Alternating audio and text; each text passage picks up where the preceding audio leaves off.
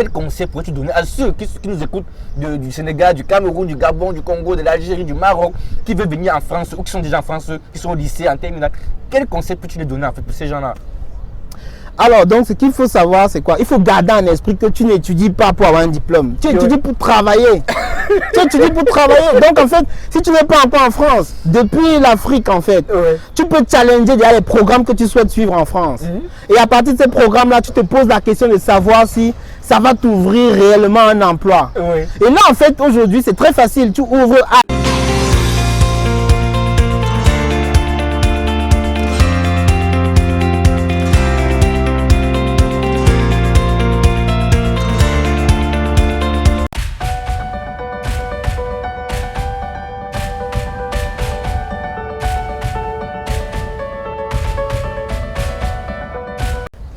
Salut Vater, heureux de te voir aujourd'hui pour cette dernière partie de l'interview où tu vas nous partager ton retour d'expérience, donner quelques conseils aux jeunes étudiants qui souhaitent venir en France. Donc du coup, la question que je vais te poser en introduction, c'est quel est l'état d'esprit général faut-il avoir pour réussir en France en fait?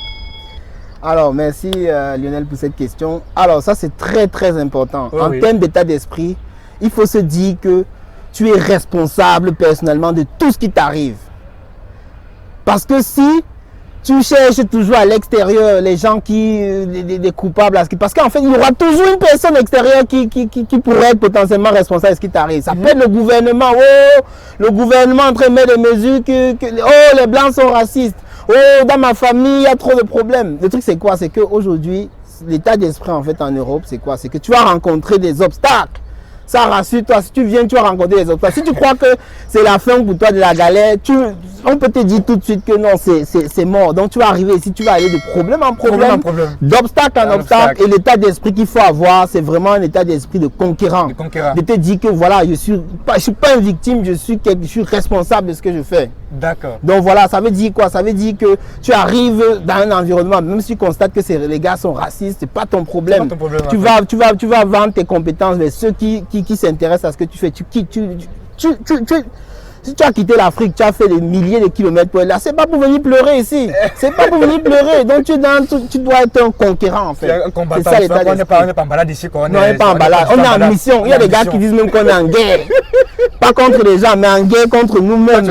Contre notre destin. Donc pour réaliser notre destin. Ma théorie, c'est que tous les jours, en fait, il faut donner le meilleur pour devenir en fait la meilleure personne en fait quoi. Tu dois te battre en fait, pas contre les autres, contre toi-même.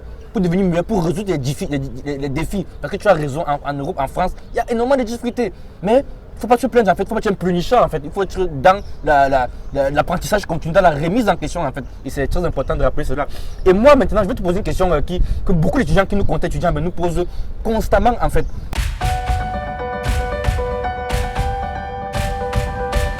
Quel conseil pourrais-tu donner à ceux qui nous écoutent du Sénégal, du Cameroun, du Gabon, du Congo, de l'Algérie, du Maroc, qui veulent venir en France ou qui sont déjà en France, qui sont au lycée, en terminale? Quel conseil peux-tu les donner en fait pour ces gens-là? Alors, donc, ce qu'il faut savoir, c'est quoi? Il faut garder en esprit que tu n'étudies pas pour avoir un diplôme. Tu étudies pour travailler. Tu étudies pour travailler. Donc, en fait, si tu n'es pas encore en France, depuis l'Afrique, en fait, tu peux challenger déjà les programmes que tu souhaites suivre en France. Et à partir de ces programmes-là, tu te poses la question de savoir si ça va t'ouvrir réellement un emploi. Et là, en fait, aujourd'hui, c'est très facile. Tu ouvres apec.fr, tu ouvres Indeed en France. Tu vas voir la liste des emplois. Donc si tu veux faire un truc où il n'y a aucune offre d'emploi, pose-toi la question en fait. Si tu ne vois déjà aucune offre d'emploi aujourd'hui, pose-toi la question. Sur le secteur d'activité, sur ce que tu veux faire, sur ta formation, d'accord. Donc voilà, il faut savoir que c'est pour un emploi plus tard. Ça, c'est la première des questions. Et là, je l'ai un peu dit dans la partie études, mais il faut savoir que les études, en fait, c'est fait vraiment pour aussi créer un réseau, rencontrer des gens, comprendre une culture. Oui, je comprends. Mais après, ça se fait un peu dans notre culture, de faire la recherche du diplôme. En fait, on fait le master, le doctorat. Donc, en fait, on fait la recherche du diplôme permanent. Mais je suis frappé depuis que je suis en Europe, c'est pas forcément ça en fait. C'est pas forcément celui qui a le plus grand diplôme, mais c'est celui qui a les compétences en fait, quoi, qui peut amener quelque chose à la société. Donc, du coup, c'est le conseil en fait que je comprends, que tu donnes en fait, quoi, de ne pas juste aller à l'école pour suivre les cours, mais de comprendre en fait quel environnement dans lequel nous sommes pour pouvoir te permettre de rebondir. Quel que soit ce qui peut se passer. Là, c'est très intéressant. Et moi, en fait, j'enchaîne en disant, tu arrives, du coup, tu es déjà en Europe, tu es diplômé, tu es jeune diplômé. Donc, quel conseil tu peux donner, en fait, quoi, aux jeunes diplômés? Alors, donc, en tant que jeune diplômé, il y a le plus grand conseil, le plus grand truc que peut poser, c'est éviter le piège des papiers. Éviter le piège des papiers. Vous voyez combien de personnes avoir une OQTF, obligation de quitter le territoire français. Et ça rigole pas, il faut préciser. Ça rigole pas. Ça rigole pas. Ça veut dire quoi? Ça veut dire que tu as été en France pendant 50 ans, un master. Mais parce que tu n'as pas été vigilant, tu te retrouves à la fin sans papier, le bec à l'eau en fait. Tu te dis, on te dit quitte le territoire. Non, ça il faut pas éviter de faire. Et si tu restes sans papier, tu peux rien faire en fait quoi. Tu es dans les problèmes absolus, c'est très délicat en fait. Donc, ça c'est très délicat. Donc en fait, ce qu'il faut savoir c'est quoi? C'est qu'il faut toujours inscrire sa recherche d'emploi sur le long terme. Donc tu te dis, ok. Il ne faut pas te dire, ah, demain je vais un boulot parce que les entreprises te courtisent. Parce que souvent, c'est des vendeurs de rêve. Souvent, c'est des vendeurs de rêve, il faut le dire. Souvent, tant que tu n'as pas signé le contrat, bah, tu n'as rien en fait. Voilà. Tu n'as pas signé, tu n'as rien. Et encore, quand tu as pris d'essai, ça peut te déposer. Et donc c'est très important en fait d'avoir un état d'esprit qui consiste à dire que, ok, moi je suis là. Je regarde mes papiers sur le long terme, je me dis, ok, il faut que j'ai 6 mois de séjour devant moi chaque fois en fait. Donc que ce soit en prenant un master supplémentaire, que ce soit en trouvant un CDD qui va être long, mais il faut avoir ces 6 mois de garantie. Et moi je dis souvent aussi, c'est qu'un étudiant, voilà quoi, par exemple, en stade de fin d'études, c'est pas la fin du stage que tu dois trouver le boulot quoi. C'est dès le début de ton stage de fin d'études, tu commences à rechercher des emplois, tu commences dès le début en fait. Et toutes les propositions tu analyses et après pour ne pas te retrouver en fin de diplôme, bah tu sens rien quoi et tu n'as pas de papier. Non, ça c'est très intéressant. Et du coup, tes papas, toute ton expérience que tu as en France, ça fait quoi? Avec 17 ans en fait. Parce que je dis tu as 34, 36, je me trompe pas, avec 17 ans. C'est énorme en fait. Moi je ne me pas encore si nous d'aller en France. C'est énorme, mais tu sources en fait. Et moi, je veux chiner c'est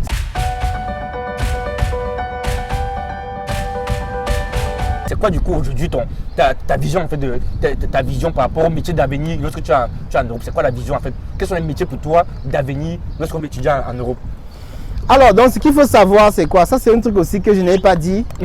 C'est que dans le monde de l'emploi, ça c'est très important. Dans le monde de l'emploi, c'est important d'être sur un métier d'avenir, donc un métier où on cherche les gens beaucoup, énormément. Parce que si tu es en compétition avec un blanc, tu es mort en guerre, c'est impossible. Donc, face à quelqu'un qui a les papiers, même s'il est noir ou blanc, face à un blanc, non, on te prendra pas. Donc voilà, il faut veiller. Tu vas bosser 2 fois plus. 2 fois plus que tout le monde. 2 fois plus. Tu es pas une victime. Et le plus c'est quoi? C'est qu'il ne faut pas crier au racisme tout de suite. Parce qu'en fait, le recruteur, le principe dans la tête d'un recruteur, son objectif c'est que ça se passe très bien pour son entreprise. En fait, il n'est pas en train de vouloir te détester. Non. Son idée c'est quoi? C'est que quand il voit les noirs, quelle est l'image qu'il a de nous? C'est ça. C'est que non, la vérité c'est que le noir en France, si tu ne le sais pas, moi je vais te dire, le noir en France selon TF1, selon BFM TV, c'est un feignant. C'est quelqu'un qui est un peu là, il est tout cool, il va faire des petites blagues, il va rigoler un peu. Donc déjà, partout où tu passes, il faut casser ce truc. Il faut casser ça. Et donc en fait, il faut être dans un état d'esprit de conquérant, tu es là, Donc voilà, ça c'est ça le truc, c'est que tu parlais de métiers qui recrutent. Aujourd'hui, le métier en fait qui s'est avéré être le plus prolifique, c'est le IT, tu vois. L'informatique. L'informatique en fait, c'est même pas que développeur, c'est même pas que les gars qui tapent le programme. Il y a énormément de métiers à l'intérieur qui sont aussi des métiers qui recrutent. Je pense à consultant SAP sur les logiciels, les logiciels de gestion d'entreprise. Je pense à consultant aussi même Salesforce, il y a des gens qui testent juste des logiciels, c'est pas des développeurs. Mais si tu peux être développeur, c'est encore mieux. Mais donc voilà, ça c'est très important. Donc si l'informatique c'est vraiment pas ton truc, cherche vraiment dans quelque chose qui peut marcher. Aujourd'hui, moi je dirais avec ma petite expérience, voilà, je dirais que ici, en fait, la plupart des métiers, même tu dois connaître des bases de l'informatique en fait quoi, parce que dans plein de métiers quoi, tu dois connaître Excel, PowerPoint, tu dois connaître envoyer des métiers. En fait, tu dois connaître des bases de l'informatique en fait. C'est pas possible en fait de ne pas connaître l'outil informatique. Donc, quel que soit le métier que tu fais, il faut déjà que tu aies des bases en informatique. Ça c'est clair. Et moi du coup, Vatel, je suis très content d'être avec toi. Ça me fait vraiment énormément plaisir. Et du coup, tu as quelque chose qui te tient à cœur en fait quoi. Tu m'as dit ça depuis qu'on échange.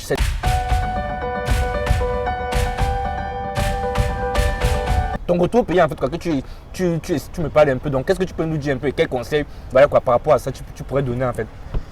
Alors donc en fait moi ça comme tu l'as dit, ça fait un moment que je suis là. J'ai un peu fait le tour du sujet. Tu as fait le tour du sujet.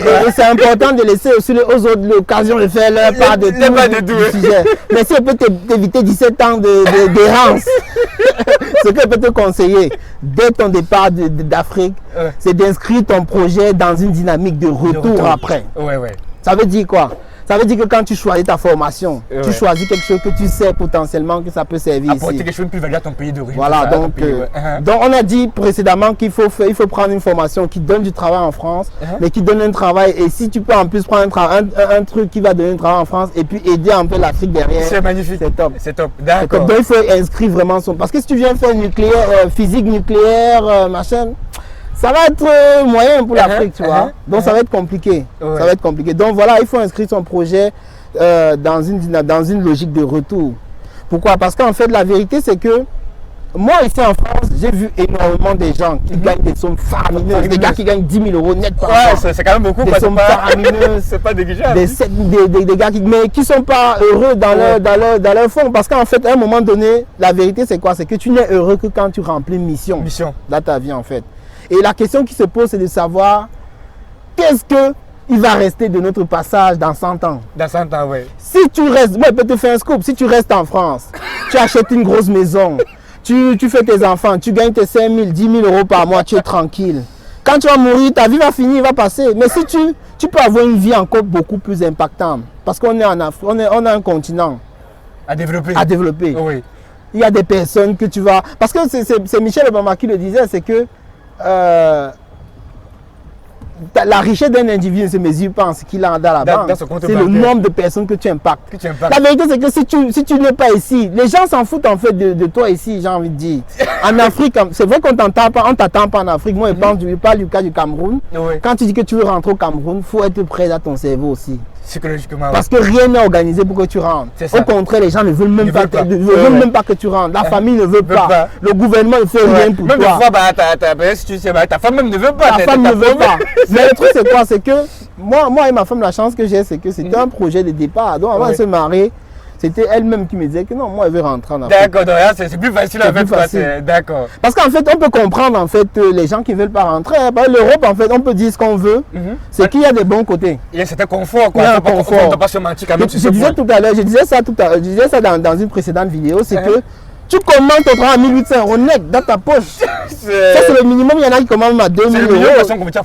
Voilà, ça fait énormément d'argent. Pourtant, au Cameroun, en Afrique, quand tu commandes tout très petit en fait. Avant de monter par la suite. Mais ici, tu commandes, tu peux déjà prendre un appart, tu peux acheter une voiture, tu peux...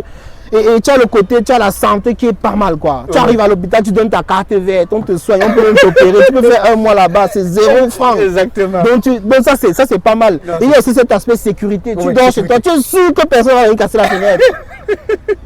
De sécurité. Contrairement en Afrique où c'est un peu chaud dans certains coins. Mais après, comme je dis, ce sont les défis que nous devons relever. Nous sommes ici pour acquérir de l'expérience et nous devons relever ça. En tout cas, merci beaucoup.